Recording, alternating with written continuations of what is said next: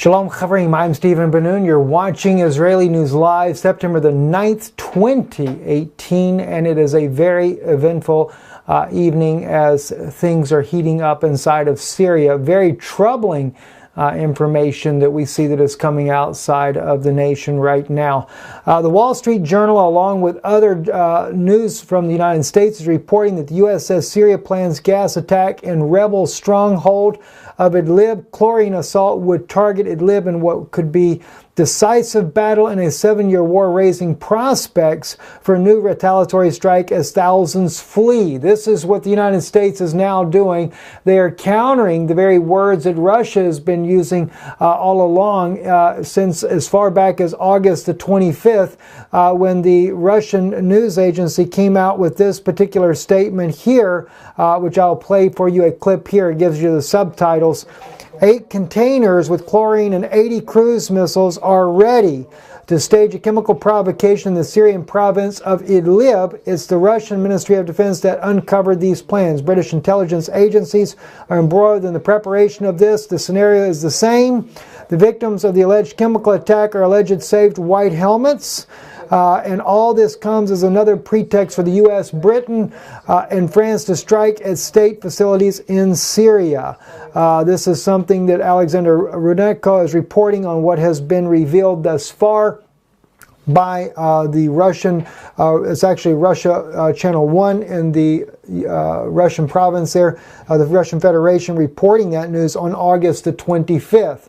And this has continued to be the narrative coming out of Russia and Syria that the White Helmets are planning a staged provocation that will be used in order to bring the United States and the coalition, their allies, into this war in Syria. We also have, too, though, as things are anteed up here, definitely looking at a biblical prophetic standoff. This is some of the video footage from the Russian, Russia's own, Russia's own military drills going on in the Mediterranean. I actually got this off of one of the Russian news sites there in Russia there.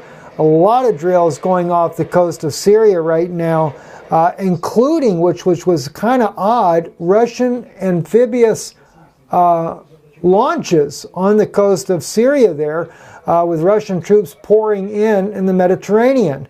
They were practicing this as Russian forces came in on shore, and of course at least nearly a dozen Russian warships are there in the Mediterranean. I cannot help but think of the prophecy of Jeremiah chapter 49, where it says there is trouble on the sea and it cannot be quieted. So as we watch the situation that is unfolding in Syria, I am reminded that we are looking at a very serious situation, and not only a serious situation, but a situation that could become very prophetic from a biblical prophecy standpoint. And it's all over what many people have talked about before, the pipeline that they have wanted to build through Syria from the very beginning. The United States wanted to taking it up through Turkey, and of course Russia wanting to work with the Syrian government to take it through Syria's port instead. But look at this on your screen, guys. Russia doing a landing in their drill exercises in the country of Syria.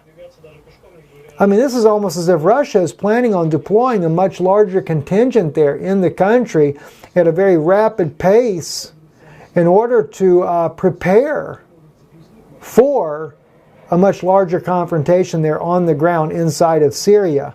Now, we've been hearing some issues going on when it comes to a confrontation there in Syria, and Israel will definitely not be idle if indeed the United States gets involved in this conflict. Israel will also be getting involved because Israel will be targeting Iranian targets throughout the nation, and it may even spill over into Iran itself. Well, I just have to wait and see how that goes on. The Jordanians will join Israel in a battle to take out the Iranians inside of Syria, while Russia and Syria will be in direct conflict with the United States and the NATO allies. That's something that this could spiral out of control, that major of a conflict.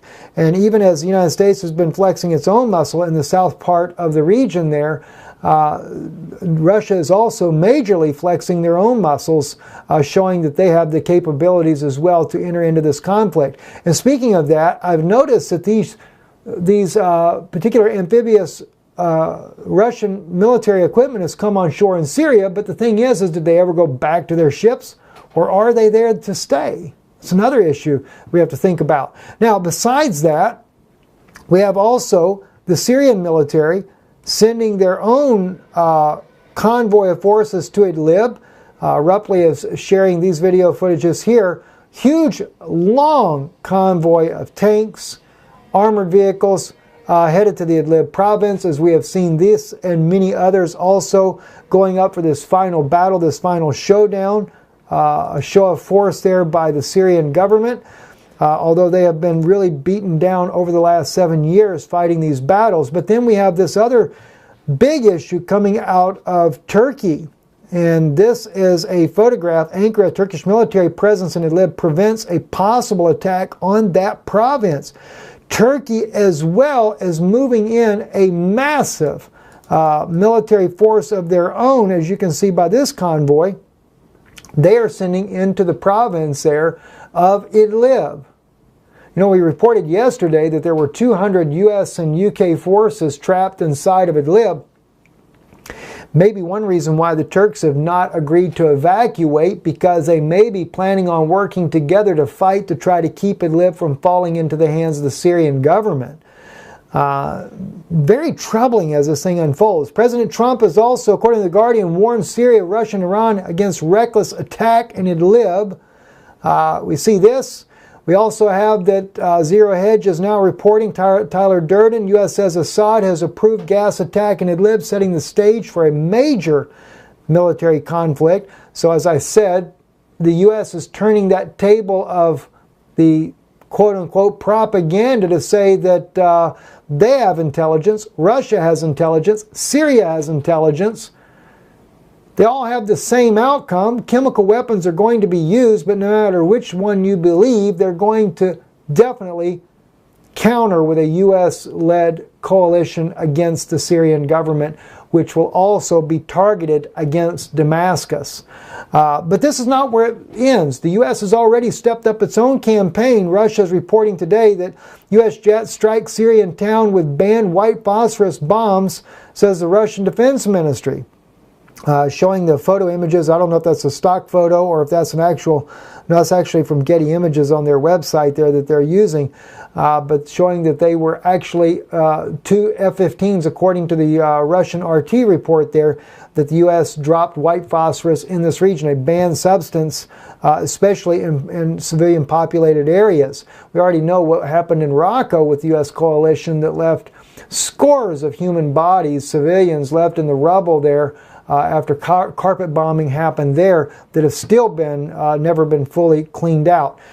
This article here on Sana'a, the army advanced further into the region of the Talal al-Safa for another kilometer. This is down by Al-Suwaid. Let me give you kind of a little bird's eye view of Al-Suwaid. Al-Suwaid right here on your map here. That's down by the Jordanian border. So besides taking all the way up through here towards the Golan, now they're pushing back in this region here, trying to take more of that territory, headed towards Al-Tanf, which, when I saw the news that came out in Western media that Russia has threatened to take out the Al-Tanf military base, I believe that that is a false news report, because I had already seen where the Syrians had mentioned that they had sent a message to U.S. forces that they were going to start taking out ISIS militants in the area where the U.S. military base is at Al-Tanf, which is right in this area here. By the way, I do stand corrected. I'd given you guys the other day, I'd shared with you the satellite image here,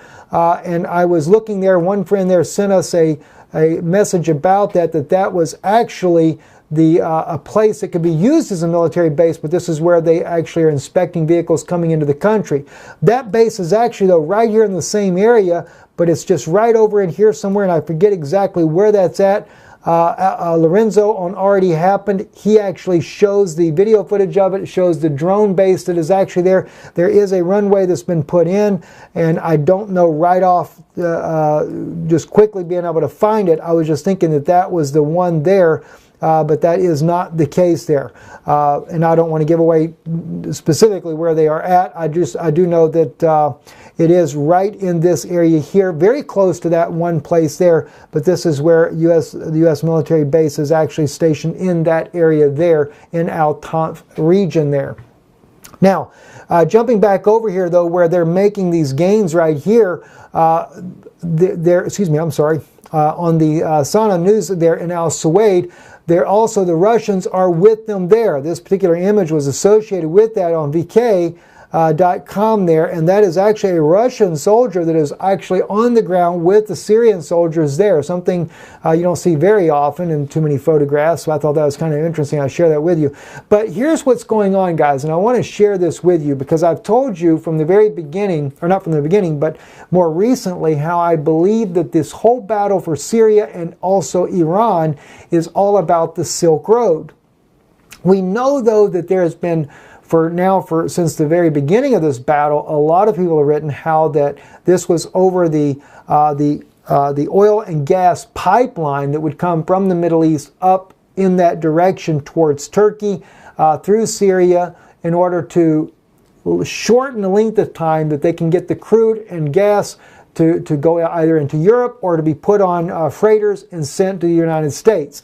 It's still part of the Silk Road Initiative. And that's what's really interesting right here.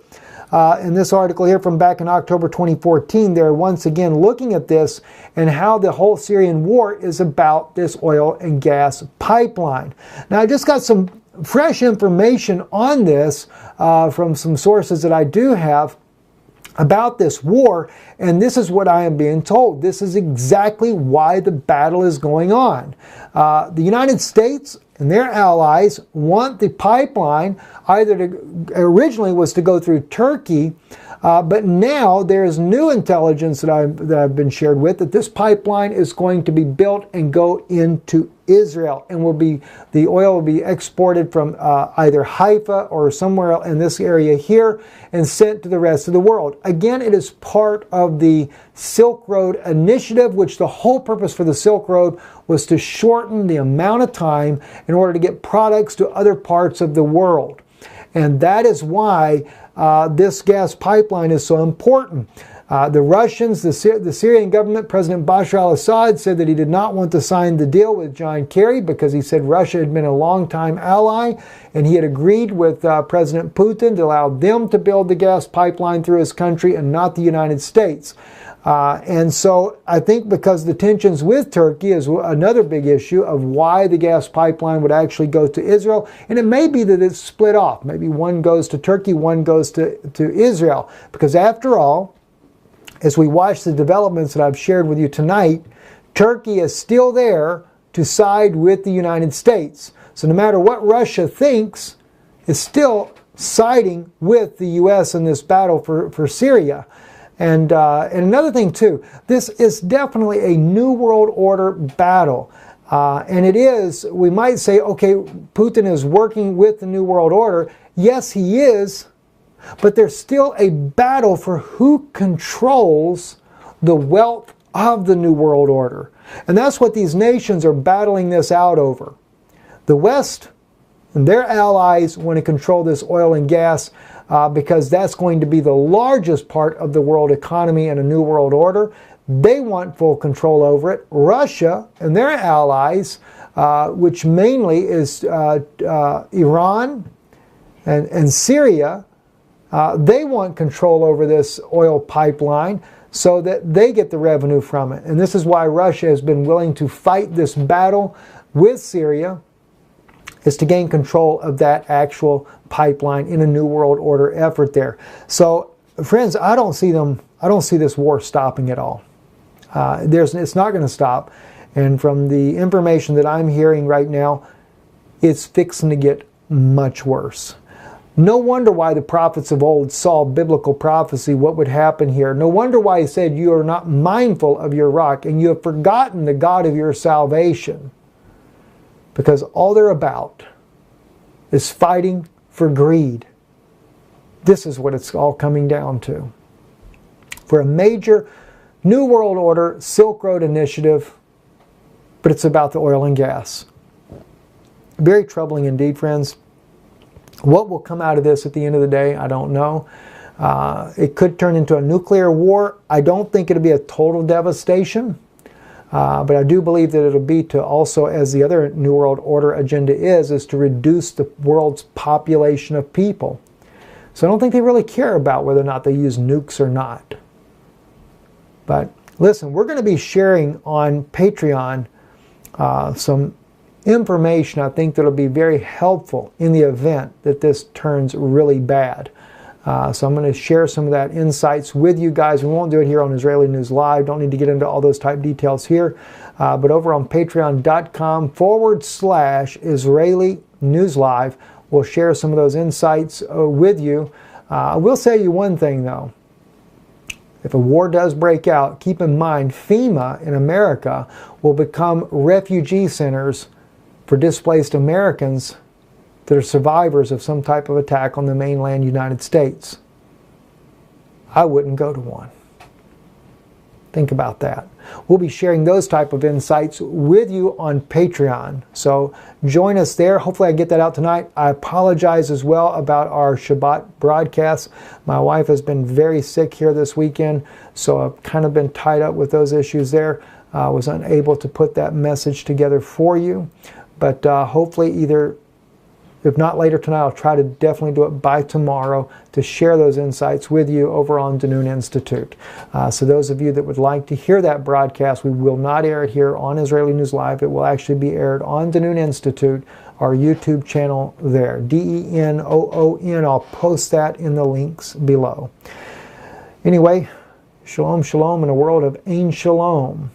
Talk to you guys soon.